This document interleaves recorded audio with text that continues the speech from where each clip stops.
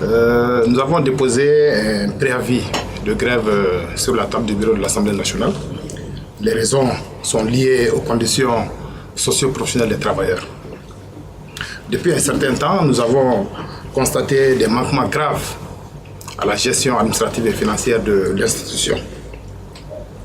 Et à plusieurs reprises, nous avons interpellé les décideurs pour que des mesures soient prises.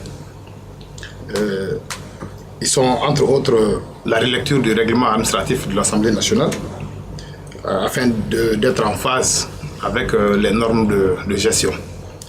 Ensuite, il y a l'élaboration d'un plan de formation. Depuis 2014, le personnel n'a pas bénéficié de formation. De 2014 à 2018, donc 5 ans, le personnel est resté sans formation sur le budget de l'Assemblée nationale, alors que des fonds sont alloués à cet effet. Ensuite, il y a l'adoption de la loi numéro 1837L, 5L, portant statut du personnel parlementaire, qui nous tient vraiment à cœur. Vous n'êtes pas sans savoir que plusieurs statuts passent devant nous ici. Nous, en tant que travailleurs à l'Assemblée nationale, nous n'avons pas de statut. Donc, pratiquement, on peut dire qu'il n'y a pas de document digne de ce nom qui gère le personnel de l'Assemblée nationale. Ensuite, vous avez la mise à disposition du fonds social qui est destiné à couvrir les événements sociaux des travailleurs, notamment les départs à la retraite, les hospitalisations, les décès, les maladies et puis les mariages et baptêmes du personnel.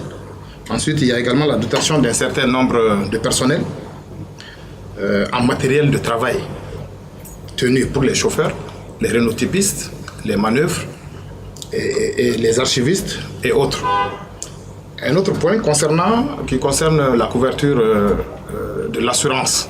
Nous avons une assurance ici à l'Assemblée nationale qui est distincte de celle de l'AMO, qui n'est pas l'AMO. Donc c'est une assurance qui couvre et les députés et le personnel parlementaire. Donc nous réclamons ce qui nous revient, puisque nous avons constaté que la majeure partie du personnel n'est pas couverte par cette assurance.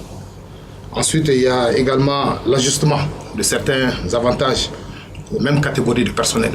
Donc vous trouverez le même personnel, mais ils sont de la même catégorie, mais qui ne bénéficient pas des mêmes avantages du même traitement.